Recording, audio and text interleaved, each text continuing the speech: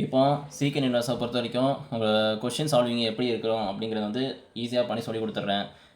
சீக்கன் இன்வெர்ஸை பொறுத்த வரைக்கும் என்னோடய டொமைன் என்னென்னு பார்த்தீங்கன்னா ஆர் ரிமூவ்டு -1லேருந்து +1 வந்து 0 to πக்குள்ளே தான் இருந்திருப்பான் ரிமூவ்டு அந்த ஒரு பர்டிகுலர் எலமெண்ட்டு. ஓகேவா? ஸோ இங்கே பார்த்தீங்கன்னா 2/1/√3 அப்படிங்கிறது வந்து எனக்கு இந்த டொமைனுக்குள்ளே கண்டிப்பாக இருந்திருப்பான். இந்த பர்டிகுலர் டொமைனோட என்னோட ரேஞ்ச் என்ன, இங்கே என்னவா இருக்கும் அப்படிங்கிறதான் இப்போ நம்ம சொல்ல போகிறோம். ஸோ நான் வந்து ஃபார்மல் வேல கண்டுபிடிக்கலாம் அப்படிங்கிறத வந்து நான் என்ன பண்ணுவேன், let y = secant inverse of 2/√3 அப்படின்னு சொல்லிட்டு எழுதுவோம். இங்கே yங்கிறது வந்து பார்த்தீங்கன்னா ரேஞ்சுமா, ஏன்னா நம்ம கண்டுபிடிக்கிறதும் ரேஞ்சை தான் நம்ம கண்டுபிடிக்க போகிறோம். ஸோ அதுக்காக வந்து நான் என்ன பண்ண போகிறேன், y = ரேஞ்சுன்னு எடுத்துக்கிறேன். இப்போ நான் வந்து போத் சைடு இப்போ என்னோட இது 1 நாட் சாட்டிஸ்ஃபை பண்ணுறதுனால நான் வந்து போத் சைடு வந்து சீக்கனால் நான் வந்து மல்டிபிள் பண்ணுவேன். அப்படி மல்டிபிள் பண்ணால் secant y = 2/√3. இப்போ எனக்கு வந்து டேரெக்டாக எப்போவுமே நம்ம பார்த்தீங்கன்னா எல்லாத்துக்கும் சீக்கண்ட் வேல்யூவை கண்டுபிடினா நம்மளால் கண்டுபிடிக்க முடியாது. ஏன்னா நமக்கு தெரிஞ்சது வந்து பார்த்தீங்கன்னா டக்குன்னு ஞாபகம் இருக்கிறது வந்து சைனு காசு டேனு இந்த 3 தான். அப்போ நம்ம அதுக்கேற்ற மாதிரி நம்ம மாற்றி எழுதணும்ல. அப்போ நான் சீக்கனை எப்படி எழுதலாம்னா secant x = 1/cos xன்னு சொல்லிட்டு அப்படி எழுதலாம். ஸோ அதை நான் இங்கே என்ன பண்ணுறேன், இதை அப்படியே cos y மாற்றினா இதை அப்படியே ரெசிப்ரோக்கல் பண்ணலாம்ல, √3/2.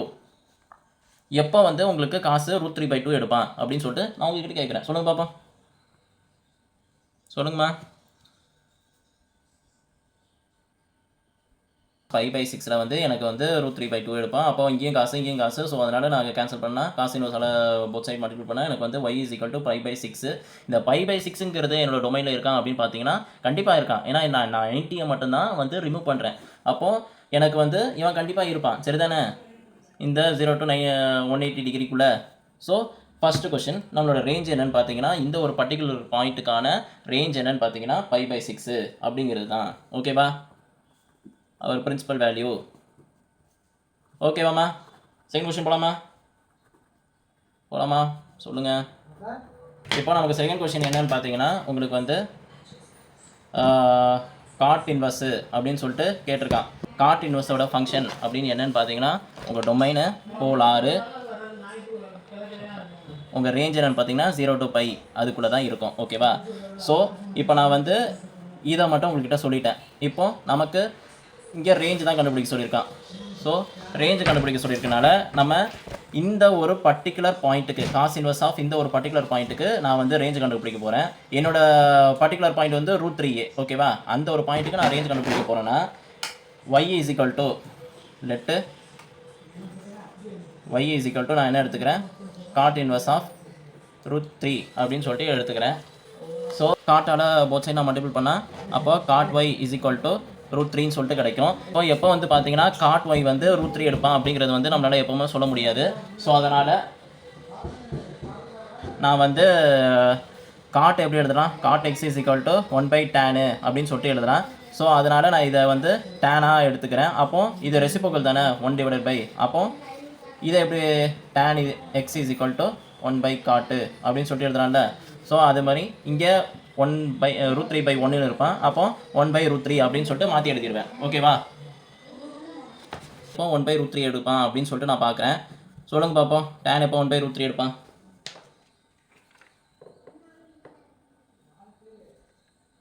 ஹலோ, π = இங்கே tan இன்வர்ஸால் இப்போ tan இன்வர்ஸல் வந்து போத் சைட் நான் மல்டிபிள் பண்ணனா எனக்கு இவன் கேன்சல் ஆகிருப்பான். அப்போ π/6. இப்போ என்னோடய டொமைன் என்னோட ரேஞ்ச் என்னென்னு பார்த்தீங்கன்னா 0 to πக்குள்ளே இருக்கணும். அப்போது இவன் வந்து பார்த்தீங்கன்னா எனக்கு வந்து இந்த ரேஞ்சுக்குள்ளே தான் இருக்கிறான். ஓகேவா? இது வந்து ஓப்பன் இன்ட்ரோவில் பேசுவேன். ஓகேவா? இதுபடி இது இந்த ஓப்பன் இன்ட்ரோக்குள்ளே இருக்கனால ஸோ இது சாட்டிஸ்ஃபை பண்ணுவான். ஸோ நமக்கு π/6 தான் நம்மளோட பிரின்சிபல் வேல்யூ அப்படின்னு சொல்லிட்டு நம்ம ஃபைனலாக எழுதினாலே போதுமானது. ஓகேவா? இப்போ தேர்டு கொஸ்டின் நீங்கள் போட்டு சொல்கிறீங்களா, இல்லை நான் போடவா? ஹலோ,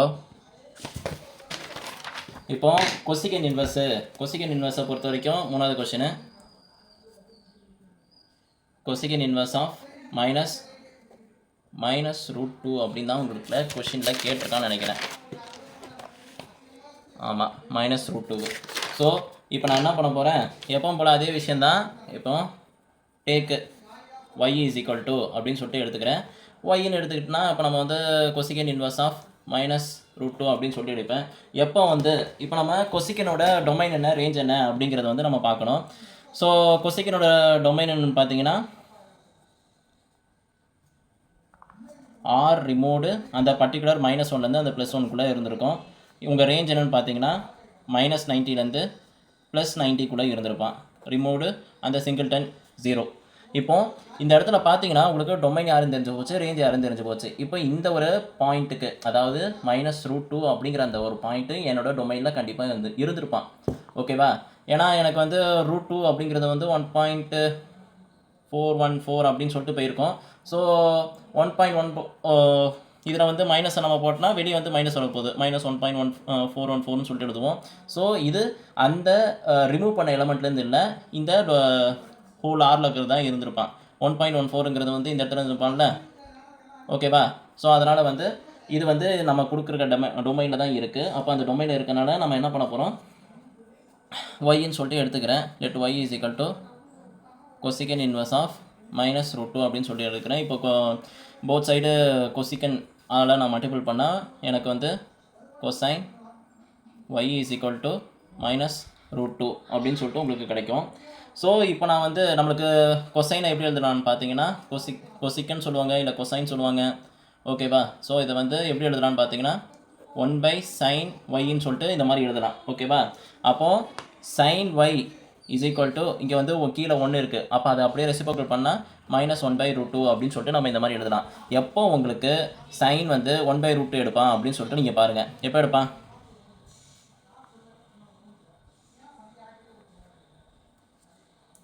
அப்போ எனக்கு அந்த π/4ன்னு எடுப்பான். அப்போ நான் இங்கே உள்ளே கொண்டு போயிடுறேன். சைனு -π/4. இப்போ சைனே நான் சைன் யூனிவர்ஸால் போத் சைன் நான் மல்டிபிள் பண்ணால் y இஸ் ஈக்குவல் டு எனக்கு என்ன கிடைக்கும்னா -π/4. இந்த -π/4ங்கிறது வந்து என்னோட பர்டிகுலர் ரேஞ்சுக்குள்ளே இருப்பானான்னு பார்த்தீங்கன்னா இருப்பான். ஏன்னா belongs to the range. So இதை அப்படியே எடுத்து எழுதுங்க, முடிஞ்சு போச்சு. ஓகேவா? நம்மளோட பிரின்சிபல் வேல்யூ பார்த்தீங்கன்னா -π/4. ஓகேவாம்மா? அடுத்தது பார்த்தீங்கன்னா உங்களுக்கு வந்து ஃபைண்ட் த வேல்யூ அப்படின்னு சொல்லிட்டு 2வது கொஸ்டினில் கேட்டிருக்கான். 2வது கொஸ்டினை பொறுத்த வரைக்கும் இது உங்களுக்கு புரிஞ்சு தான் படிக்கிறீங்களா இல்லை எப்படிமா? புரியுதா நான் சொன்ன விஷயம்? சரி, நமக்கு வந்து tan இன்வெர்ஸோட ஃபங்க்ஷனோட டொமைன் தெரியும், ரேஞ்சு தெரியும். இப்போது tan இன்வெர்ஸ் ஃபங்க்ஷனை பொறுத்த வரைக்கும் நமக்கு டொமைன் பார்த்தீங்கன்னா ஹோல் ஆர்லேருந்து -π/2லேருந்து +π/2க்குள்ளே பார்த்துருப்போம். ஓகேவா? அதே வந்து உங்களுக்கு வந்து சீக்கன் இன்வெர்ஸோட டொமைன் என்னென்னு பார்த்தீங்கன்னா ஆர் ரிமூவ்டு -1லேருந்து +1க்குள்ளே இருந்திருக்கும். உங்கள் ரேஞ்சு பார்த்தீங்கன்னா 0 to π ரிமூவ்டு அந்த சிங்கிள்டன் அந்த எலமெண்ட்டை விட்டு நான் எழுதுவேன். ஓகேவா? ஸோ இதை வச்சு தான் இப்போ நான் வந்து வேலை பண்ண போகிறேன். ஸோ இதை வந்து தனித்தனியாக பிரித்தும் எழுதலாம், இல்லை நமக்கு புரிஞ்ச மாதிரி பார்த்தியும் எழுதிக்கலாம். நான் வந்து டேனை பொறுத்த வரைக்கும் டேன் எப்போ வந்து √3 எடுப்பான் அப்படிங்கிறது வந்து ஸ்ட்ரெயிட்டாக நம்ம எழுதலாம். எப்போ எடுப்பான்? y is equal to tan inverse of √3 அப்படின்னு சொல்லிட்டு எடுத்துக்கிறேன். ஓகேவா? இது ஒரு இதாக எடுத்துக்கிறேன். Let y is equal to secant inverse of -2 அப்படின்னு சொல்லிட்டு எடுத்துக்கிறேன். இப்போ நான் y வந்து இப்போ போத் சைடால் டேனால் நான் மல்டிபிள் பண்ணால் tan y is equal to √3 அப்படின்னு சொல்லிட்டு கிடைக்கும். எப்போ வந்து எனக்கு tan வந்து √3 கிடைப்பான் அப்படின்னு பார்ப்பேன். tan எப்போமா √3 எடுப்பான்?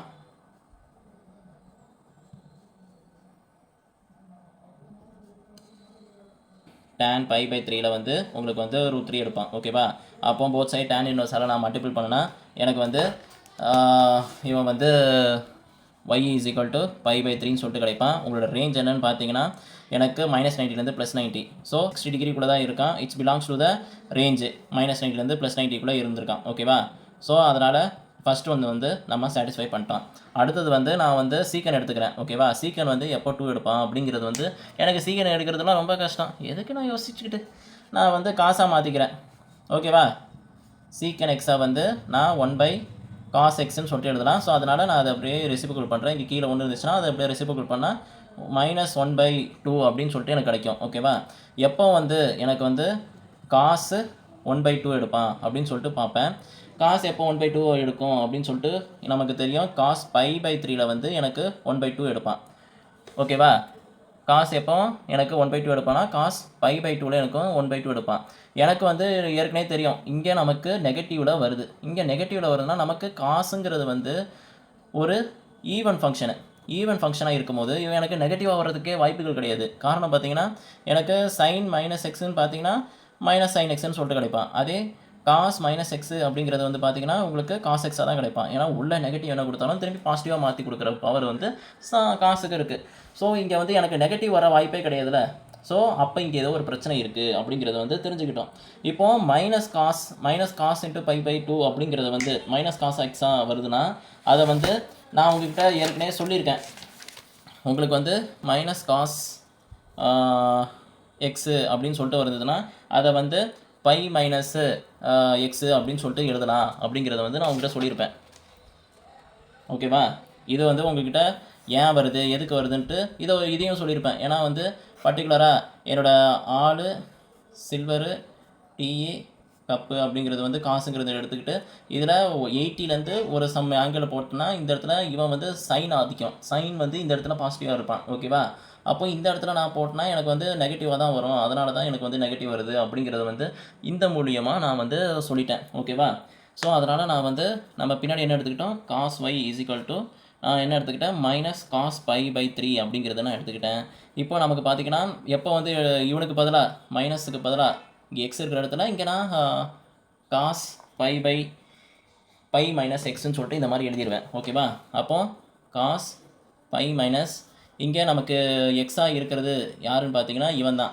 இங்கே மைனஸ் இருக்கான் காஸ் π/3 அப்படிங்கிறது. அப்போது எனக்கு இங்கே எப்படி எழுதுவேன்னா இந்த வேல்யூ எடுத்து எழுதுவேன் π/3. அப்போது இப்படி எழுதிட்டேன்னா எனக்கு வந்து இப்போ நான் இதை வந்து ரெசிப்ரோக்கல் பண்ணுவேன். ஓகேவா? ரெசிப்ரோக்கல் பண்ணால் இப்போ கிராஸ் மல்டிப்ளை பண்ணுவேன். அப்போ எனக்கு வந்து 2π/3ன்னு சொல்லிட்டு கிடைக்கும். இங்கே காஸ் ஒய்ன்னு சொல்லிட்டு கிடைக்கும். அப்போ இங்கேயும் காசு இருக்குது இங்கேயும் காசு இருக்குது. காசு இன்வெர்ஸால் மல்டிபிள் பண்ணால் எனக்கு y = 2π/3. நம்ம ரேஞ்ச் என்னன்னு பார்த்தீங்கன்னா காசை பொறுத்த வரைக்கும் உங்களுக்கு இந்த ஒரு 0 to 180 தான் இருந்திருப்பான். ஓகேவா?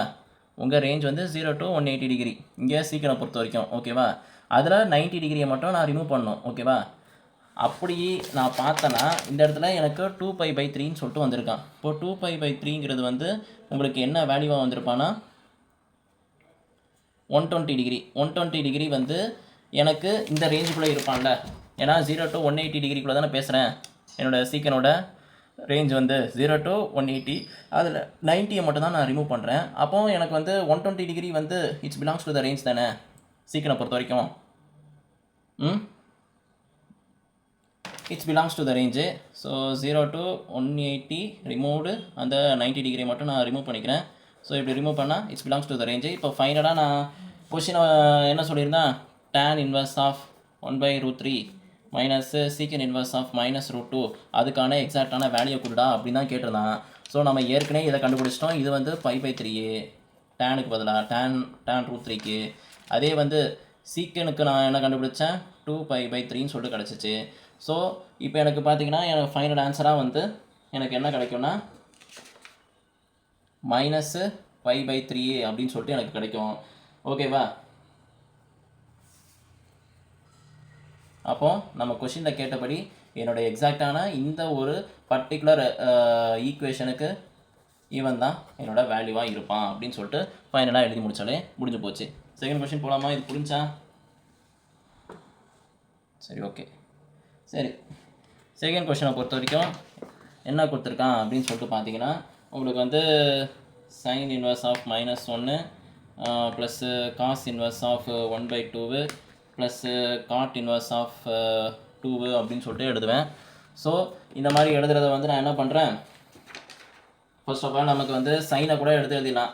சைனை பொறுத்த வரைக்கும் எப்போ வந்து 1 எடுப்பான், காசை பொறுத்த வரைக்கும் எப்போ 1/2 எடுப்பான், காட்டை பொறுத்த வரைக்கும் தான் கொஞ்சம் கஷ்டமாக இருக்கும். ஓகேவா? அப்போ ஃபஸ்ட்டு ஏன்னா எனக்கு வந்து சைன் எப்போ 1 எடுப்பான்னு எனக்கு தெரியும், எப்போ -1 எடுப்பான்னு நமக்கு தெரியும், எப்போ காசு வந்து 1/2 எடுப்பான்னு நமக்கு தெரியும். காசு எப்போ 1/2 எடுப்பான்?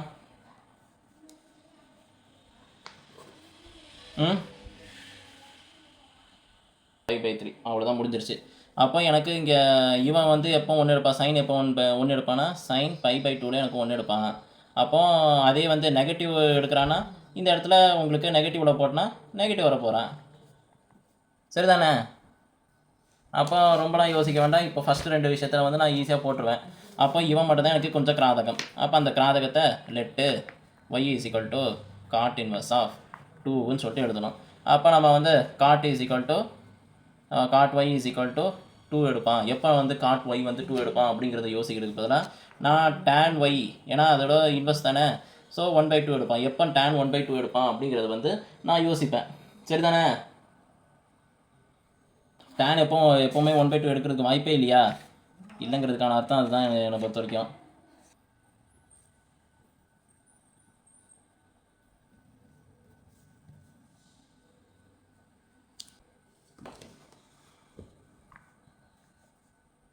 ஒன் பை டூ அப்படிங்கிறது வந்து எடுக்கவே மாட்டான். ஸோ இவனை நம்ம டிஸ்டர்ப் பண்ணாத வரைக்கும் இருக்கிறதே நல்லது. ஓகேவா? எப்போவுமே எடுக்க மாட்டான் பர்டிகுலராக. ஸோ அதனால் நம்ம அவனை டிஸ்டர்ப் பண்ணவே வேண்டாம். ஸோ நம்ம ஸ்ட்ரைட்டாகவே எழுதிடலாம். என்னென்னு பார்த்தீங்கன்னா சைன் இன்வெர்ஸு உங்களுக்கு வந்து மைனஸு சைன் π/2ல் உங்களுக்கு அப்படியே இருந்திருப்பான். ஓகே, தென் அதுக்கப்புறமா காஸ் இன்வெர்ஸை பொறுத்த வரைக்கும் உங்களுக்கு காஸ் π/3 தான் சொல்லியிருந்தீங்களே, cos π/3 plus cot inverse of 2 அப்படின்னு சொல்லிட்டு நம்ம எழுதிடுவோம். ஸோ நம்ம இவனை டிஸ்டர்ப் பண்ணாதான் நமக்கு பிரச்சனை. நம்மளை பொறுத்த வரைக்கும் அவன் அப்படியே இருக்கட்டும். இதுபடி பார்த்தீங்கன்னா உங்களுக்கு உள்ளே இருக்க வேல்யூ தானே. So sine inverse of sine of minus π/2 plus cos inverse of cos of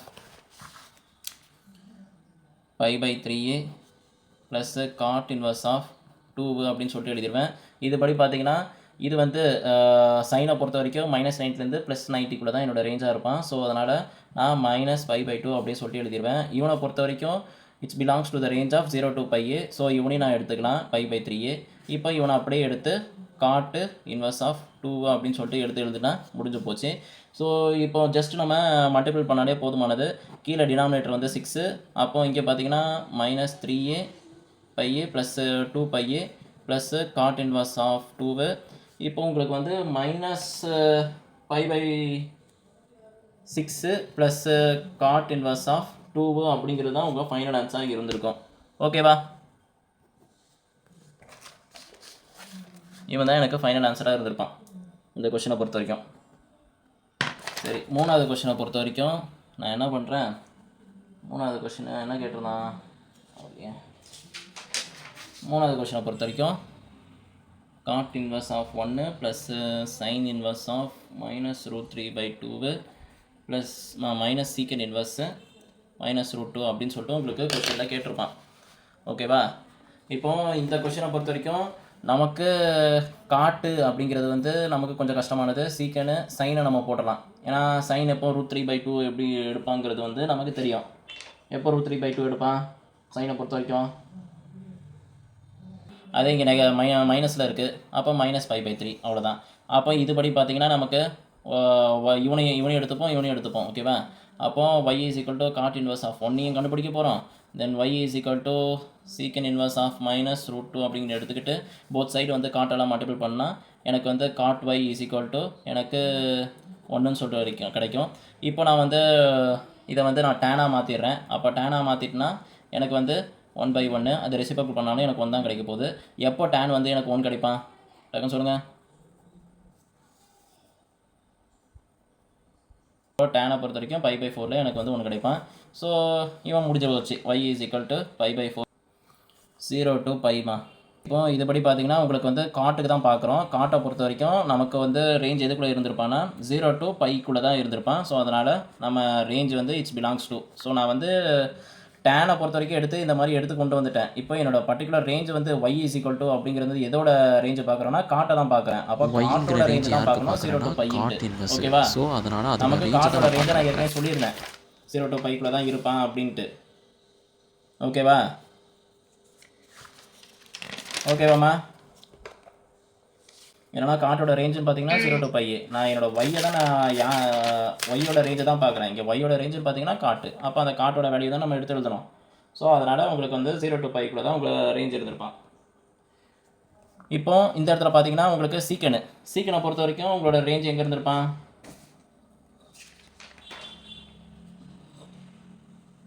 சீக்கன் -1/√2க்கு. இப்போ இதை வந்து காசாக எடுத்து எழுதிட்டோமா, காசு எப்போ 1/√2 அப்படின்னு சொல்லிட்டு எடுப்பான்னு சொல்லிட்டு நான் பார்ப்பேன். ஓகேவா?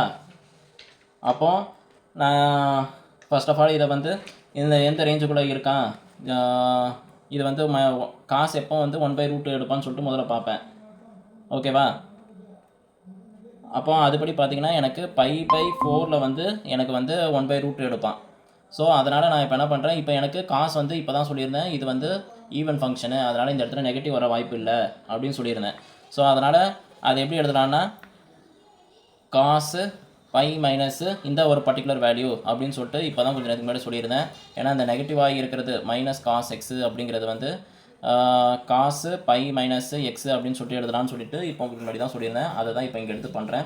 ஸோ அதுபடி பண்ணும்போது உங்களுக்கு என்ன கிடைக்குதுன்னா காசு 3π/4ன்னு சொல்லிட்டு எனக்கு கிடைக்கிது. அப்போ காஸ் ஒய் வந்து போத் சைடு நான் எடுத்து பண்ணுறதுனால y is equal to 3π/4. இப்போ இந்த yங்கிறது வந்து யாரை மீன் பண்ணுறதுனா இந்த ஒரு ரேஞ்சை தான் மீன் பண்ணுறான். ஓகேவா?